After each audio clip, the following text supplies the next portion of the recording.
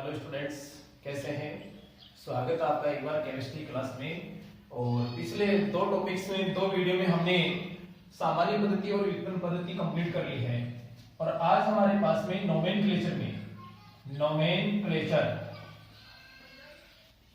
Nomenclature नामकरण में third system का नाम है आईयूपीएसी पद्धति। इस पद्धति को जिनेवा पद्धति भी बोलते हैं। जिनेवा पद्धति आईयूपीएसी को हम फुल फॉर्म देखें इसका तो international union of pure and applied chemistry होता है। आईयूपीएसी का पूरा नाम international union of pure and applied chemistry. Students, इस पद्धति को आपको ध्यान से पढ़ना है। इसमें बहुत ज्यादा सवाल पूछे जाते हैं बोर्ड में। हर साल इससे एक सवाल आता है, एक या दो सवाल पूछता रहता है कि दिए गए यौगिकों का आईयूपीएसी पद्धति में नामकरण कीजिए। अगर ये पढ़ेंगे तो आपकी अभिक्रियाएं जो होती है ऑर्गेनिक केमिस्ट्री की, वो आराम से क्लियर होगी। बीच बीच में ये कंपाउंड का नाम आएगा कि ये किससे विक्रिया कर रहा है, एल्कोहल किससे विक्रिया करता है, कार्बोक्सिलिक अम्ल किससे विक्रिया करता है, ये बीच बीच में आपको पढ़ना पड़ेगा। देखते हैं इस पद्धति में सबसे पहले नामकरण करते समय पूर्व लग्न लिखा जाता है, पूर्व लग्न। उसके बाद में लिखते हैं मूल शब्द। उसके बाद में लिखते हैं यहाँ पर प्राथमिक अनुलग्न।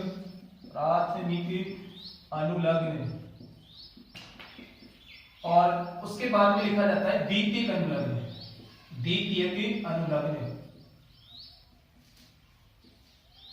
उसके बाद में हम लिखते हैं द्वितीयक अनुलग्न।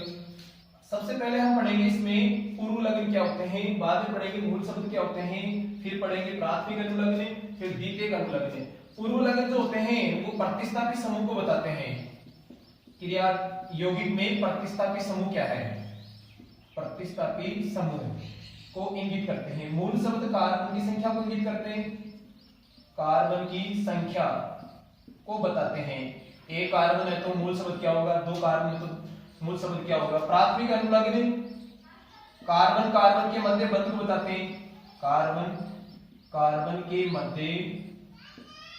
मध्य बंध को बताते हैं, को प्रदर्शित करते हैं। कार्बन के मध्य बंध कैसा है, एकल बंध है, डबल बॉन्ड है, ट्रिपल बॉन्ड है। द्वितीयक अनुलग्न क्रियात्मक समूह को प्रदर्शित करते हैं, क्रियात्मक समूह को प्रदर्शित करते हैं। ध्यान देना, आईयूपीएसी पद्धति जिनेवा पद्धति कहलाती है। इसकी शुरुआत जिनेवा से हुई थी, international union of pure and applied chemistry. Note कीजिए, पूर्व लग्न लिखे जाएंगे पहले, बाद में मूल शब्द, फिर प्राथमिक अनुलग्न और लास्ट में द्वितीयक अनुलग्न।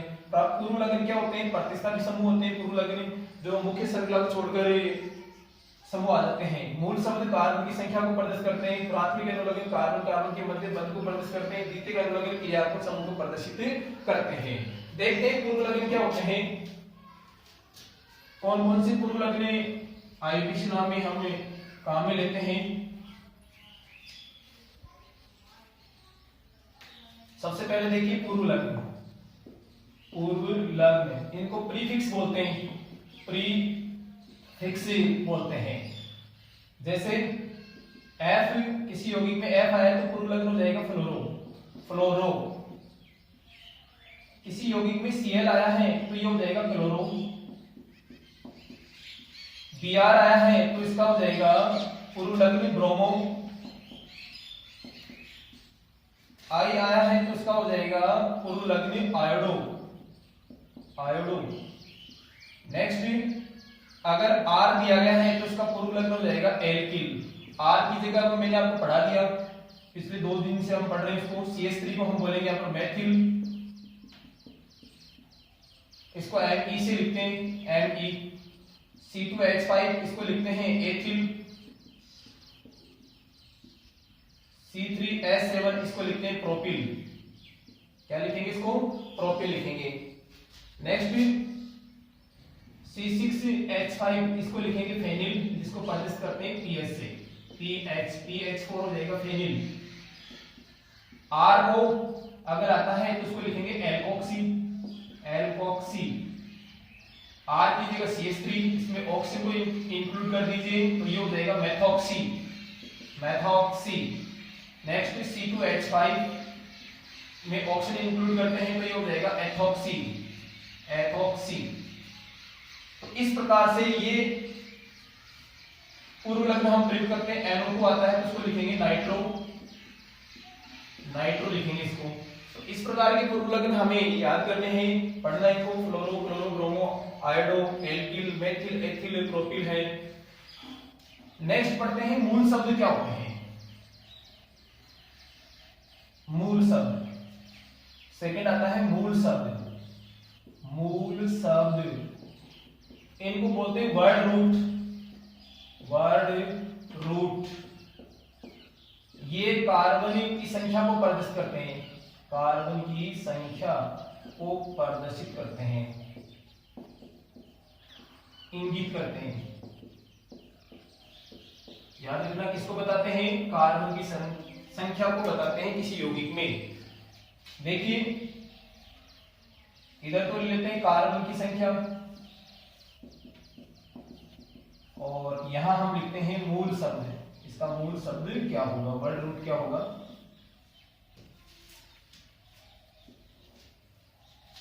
अगर कार्बन की संख्या यौगिक में 1 है तो वर्ड रूट हो जाएगा इसका मेथ। कार्बन की संख्या 2 है तो इसका वर्ड रूट हो जाएगा एथ। कार्बन की संख्या 3 है तो हो जाएगा प्रोप।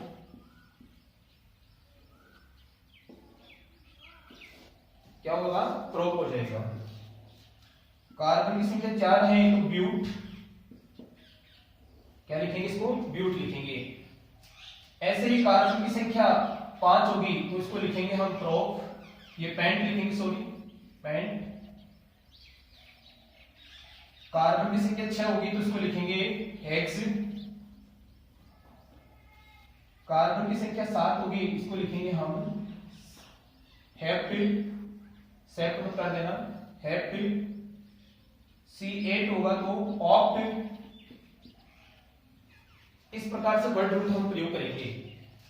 C9 होगा, C9 तो नॉन लिखेंगे। C10 होगा, C10 तो डेक लिखेंगे। C11 होगा तो अनडेक लिखेंगे, अनडेक। C12 होगा तो डोडेक लिखेंगे, C12 डोडेक। तो इस प्रकार से वर्ड रूट जो होते हैं वो कार्बन की संख्या को प्रदर्शित करते हैं। आगे भी आते हैं, 13 आता है कार्बन की संख्या तो ट्राइडेक हो जाएगा, 14 आता है तो टेट्राडेक हो जाएगा, 15 आता है तो पेंटाडेक हो जाएगा। नेक्स्ट 16 आते हैं तो हेक्साडेक हो जाएगा, 17 आता है तो हेप्टाडेक हो जाएगा, ऑक्टाडेक हो जाएगा, नॉनडेक हो जाएगा। आइकस लिखेंगे 20 को। तो इस प्रकार से मूल शब्द जो होते हैं वो कार्बन की श्रृंखला को प्रदर्शित करते हैं, कार्बन की संख्या को प्रदर्शित करते हैं। यौगिक में कार्बन कितने हैं। थर्ड पे आता है यहां पर प्राथमिक अनुलग्न, प्राथमिक अनुलग्न। प्राथमिक अनुलग्न क्या होते हैं, इनको बोलते हैं प्राइमरी सफिक्स, प्राइमरी सफिक्स बोलते हैं। ये मूल शब्द के बाद लिखे जाते हैं और ये कार्बन में बंध को बताते हैं, कार्बन में बंध को प्रदर्शित करते हैं, बंध को प्रदर्शित करते हैं। ध्यान देना, बंध को प्रदर्शित करते हैं। जैसे बंध, कार्बन कार्बन एकल बंध, तो प्राथमिक अनुलग्न, अनुलग्न क्या होगा, फटाफट बताइए। प्राथमिक अनुलग्न क्या होगा, ये हो जाएगा यहां पर एन। एकल बंध आता है तो क्या हो जाएगा, एन हो जाएगा। C double bond C, ene लिखेंगे इसको। C triple bond C, yne लिखेंगे। तो ये है कार्बन, कार्बन के मध्य बंध। एकल है, डबल है, ट्रिपल है, उनके लिए प्राथमिक अनुलग्न क्या हो जाएगा, एन इन आयन लिखेंगे। तो प्राथमिक अनुलग्न किसको प्रदर्शित करते हैं, कार्बन बंध को प्रदर्शित करते हैं। नेक्स्ट आता है द्वितीयक अनुलग्न, द्वितीयक अनुलग्न। ये भी मूल शब्द के बाद में लिखा जाएगा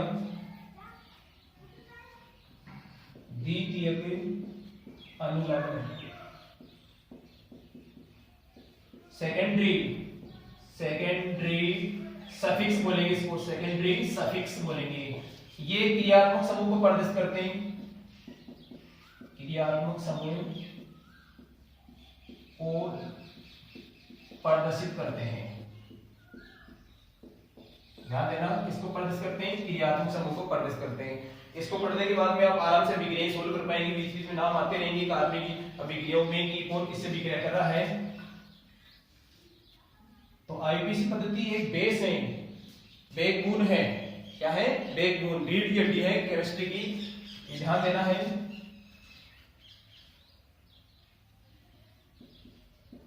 कार्बनिक यौगिक और उसका द्वितीयक अनुलग्न, जैसे देखिए कार्बोक्सिलिक अम्ल, इसका द्वितीयक अनुलग्न हो जाएगा ओइक अम्ल। मूल शब्द के बाद में ये लिखा जाएगा ओइक अम्ल। सबको मालूम है सल्फोनिक अम्ल,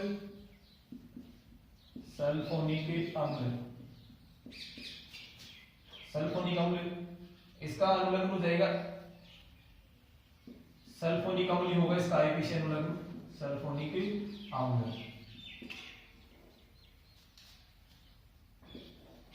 इसका क्रियात्मक समूह आपको मालूम है COOH होता है, इसका क्रियात्मक समूह आपको मालूम है SO3H होता है।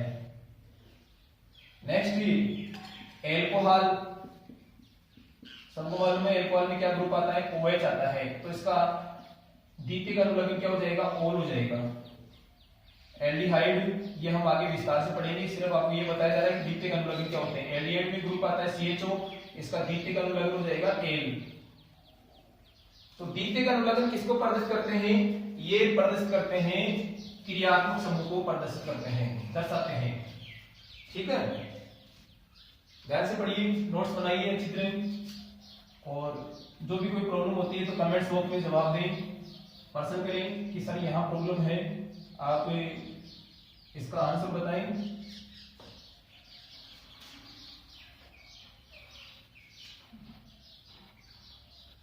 अब स्टार्ट करते हैं आईयूपीएसी नामकरण। आईयूपीएसी नामकरण में सबसे पहले लेते हैं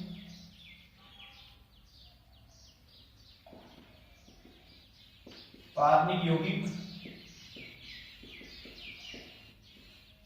क्रियात्मक समूह,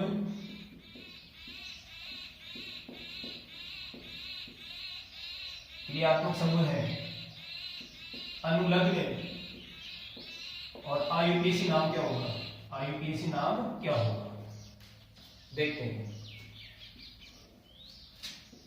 एक टेबल बना लो और उसमें आप नोट करते जाएं। सबसे पहले ऊपर जो यौगिक आता है वो कार्बोक्सिलिक अम्ल आता है। वरीयता क्रम में सबसे पहले नंबर पर आता है कार्बोक्सिलिक अम्ल। इसका ग्रुप होता है COOH। अनुलग्न हो जाएगा इसका ओइक अम्ल। आईयूपीएसी अनुलग्न क्या होगा? ओइक अम्ल। और इसको एल्केन में इंक्लूड कर दो तो इसका कार्बोक्सिलिक अम्ल का आईयूपीएसी नाम हो जाएगा एल्केनोइक अम्ल। ध्यान देना, एल्केनोइक अम्ल। दूसरे नंबर पर आता है सल्फोनिक अम्ल। इसका ग्रुप हो जाएगा SO3H, और अनुलग्न होता है सल्फोनिक अम्ल। और आईयूपीएसी नाम हो जाएगा सल्फोनिक अम्ल का एल्केन सल्फोनिक अम्ल।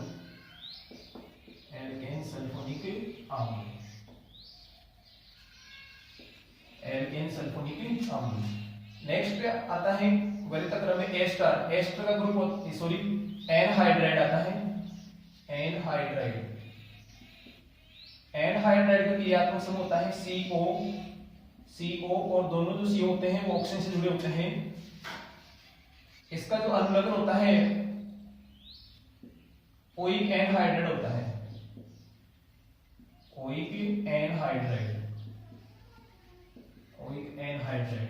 तो आईयूपीएसी नाम हो जाएगा इसका एल्केनोइक एनहाइड्राइड। एस्टर का का सॉरी एनहाइड्राइड का आईयूपीएसी नाम क्या हो जाएगा, एल्केनोइक एनहाइड्राइड। नेक्स्ट आता है एस्टर। एस्टर का क्रियात्मक समूह होता है COOR और इसका जो अनुलग्न होता है वो होता है OH। आईयूपीएसी नाम हो जाएगा एल्किल एल्केनोइड। एल्किल एल्केनोइड, याद रखना alkyl alkanoid. Next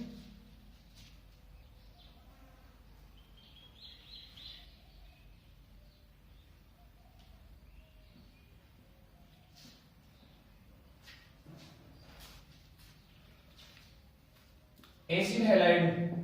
acyl halide. Acyl halide का जो क्रियात्मक समूह होता है COX। X की जगह हम ले सकते हैं यहाँ पर फ्लोरीन, क्लोरीन, ब्रोमीन, आयोडीन, ये ले सकते हैं। और अनुलग्न हो जाएगा OL halide. OL halide. IUPAC नाम हो जाएगा एसिल हैलाइड का एल्केनोइल हैलाइड। एल्केनोइल हैलाइड। एल्केनोइल हैलाइड। नोट करते जाएं, नोट्स बनाएं।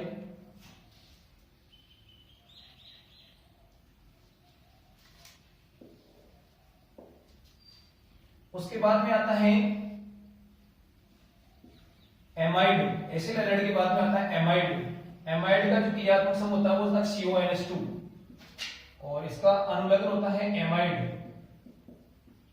आईयूपीएसी नाम हो जाएगा एल्केन एमाइड।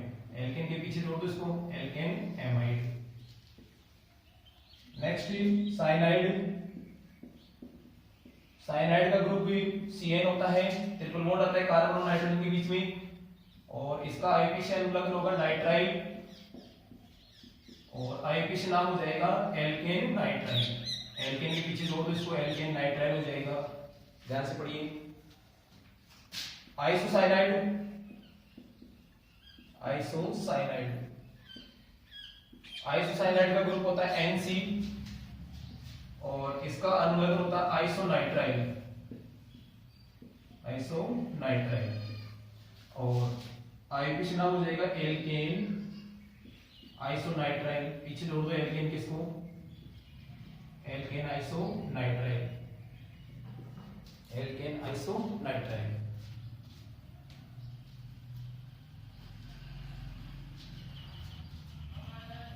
नेक्स्ट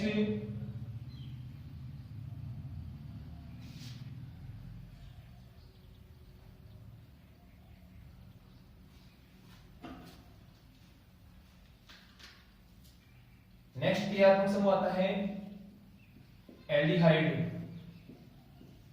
एल्डिहाइड यौगिक आता है, इसका क्रियात्मक समूह हो जाएगा CHO। आईयूपीएसी अनुलग्न होता है इसका एल। आईयूपीएसी नाम हो जाएगा एल्केनेल। एल्केनेल। कीटोन। कीटोन का क्रियात्मक समूह होता है CO और इसका आईयूपीएसी अनुलग्न हो जाएगा ON। आईयूपीएसी नाम हो जाएगा एल्केनोन। एल्केनोन। एल्कोहल।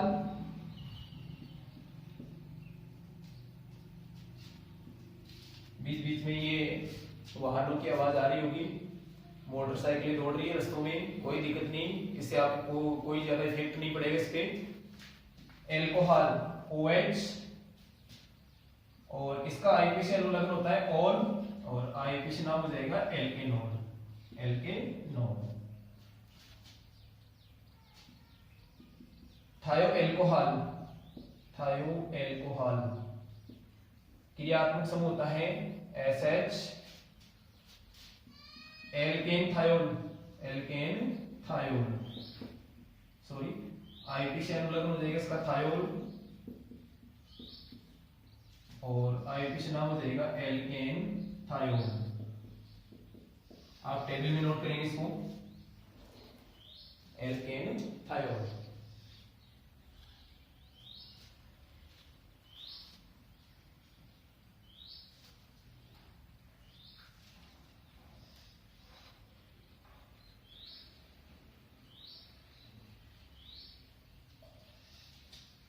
नेक्स्ट आता है एमीन,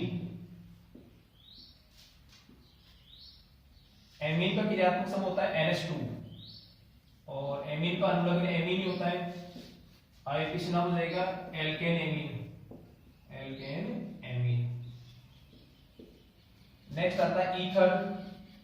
ईथर का क्रियात्मक समूह सबको मालूम है, O होता है, इसका कोई अनुलग्न नहीं होता है, इसका पूर्वलग्न होता है, पूर्वलग्न लिखते हैं एल्कोक्सी, एल्कोक्सी और आगे लिख देते हैं एल्केन, एल्कोक्सी एल्केन। तो इस प्रकार से ये क्रियात्मक समूह है और इनका आईयूपीएसी नाम हमें पढ़ना है विस्तार से। इनके एग्जाम्पल हम देखते हैं। सबसे पहले